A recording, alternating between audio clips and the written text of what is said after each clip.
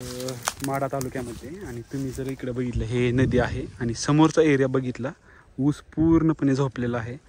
हे guys welcome back to new blog. नवीन ब्लॉगमध्ये तुमचं स्वागत आहे आणि आजचा टॉपिक थोडासा वेगळा राहणार आहे. याचं कारण की आज आपण आलो आहे अशा भागामध्ये जिथं तुम्ही लास्ट महिन्यामध्ये पाहिलं असेल की जी सीना नदी आहे, ज्या नदीला कधीच पाणी नसतं. दुष्काळी भागामधली नदी असते, त्याला पाणी जास्त नसतं, पण त्या नदीनं पावसाळ्यामध्ये असं रौद्र रूप धारण केलं.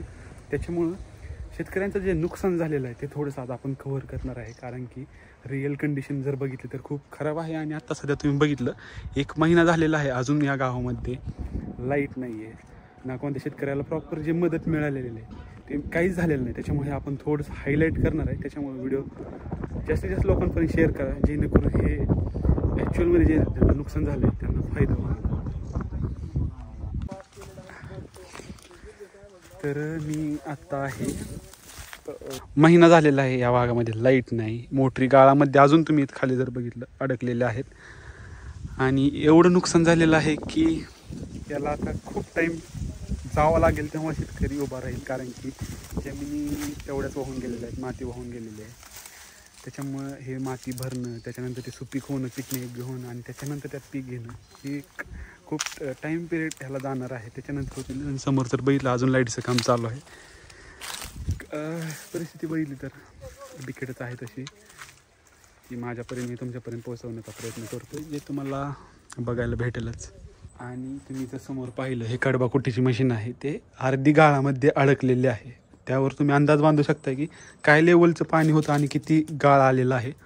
आणि तुम्ही जर अशा पद्धतीने बघितलं तर हे एवढ्या लेवलला पाणी होतं, ह्याच्यावरती 5-10 फूट पाणी होतं. आणि त्याच्यामुळं जे नुकसान झालं आहे ना ते खरंच हे हायलाईट झालं पाहिजे, लोकांपर्यंत पोचलं पाहिजे, रिअल कंडिशन कळाली पाहिजे. तुम्हाला इकडं बघू शकता प्रत्येक आता DP बघू शकता तुम्ही. ह्या DPवरती पूर्ण DP पाण्यामध्ये होता हे झाडं, आणि त्याच्यामध्ये जे घाण अडकले त्याच्यावरून पाण्याचा फ्लो किती होता हे तुम्हाला अंदाज येऊन जाईल. तर guys day is about to end आणि दिवसभरात भरपूर काही शूट केलं. ते तुम्हाला अपकमिंग व्हिडिओजमध्ये डिटेलमध्ये पाहायला भेटेल. त्याला थोडंसं एडिटिंग वगैरे बाकी टचअप देऊन ते तुम्हाला यूट्यूबवरती इंस्टाग्रामवरती पाहायला भेटेलच. तर मी आत्ता आहे मोहोळ तालुक्यातील मलिकपेठ येथे, जिथं समोरून बघितलं इकडं सीना नदी वाहते. तर या नदीचं पात्र इकडून वाहत होतं, म्हणजे एवढं पाणी होतं. आणि तुम्ही जर ऊसाची कंडिशन इकडं बघितली तर ह्या ऊसाला अक्षरशः पाला राहिलेला नाही आहे, पूर्ण पाना झडून गेलेला आहे. आणि ऊस अशा पद्धतीने आता फुटून आलेले आहेत मधूनच.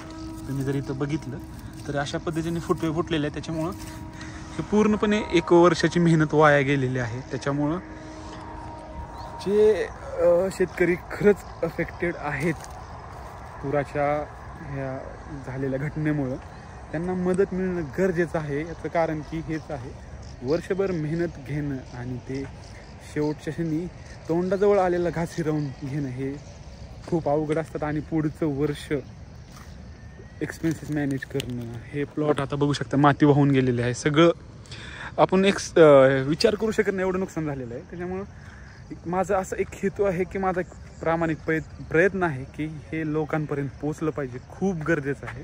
कारण की एक चुकीचा मेसेज जातोय की शेतकऱ्यांना काय मदतीची गरज आहे किंवा काय, हे बाकीचे जे मेसेजेस पसरत आहेत त्याला मला उत्तर द्यायचं आहे या व्हिडिओच्या माध्यमातून. त्याच्यामुळं माझा एक छोटासा प्रयत्न आहे, ते तुम्हाला अपकमिंग डेजमध्ये पाहायला भेटेलच. त्यासाठी जर तुम्ही अजूनपर्यंत सबस्क्राईब केलं नसेल किंवा इंस्टाग्रामवरती फॉलो केलं नसेल तर फॉलो करा आणि अपडेट्स तुम्हाला मिळत राहतील. तर भेटू एका नवीन ब्लॉगमध्ये. तोपर्यंत थँक्यू.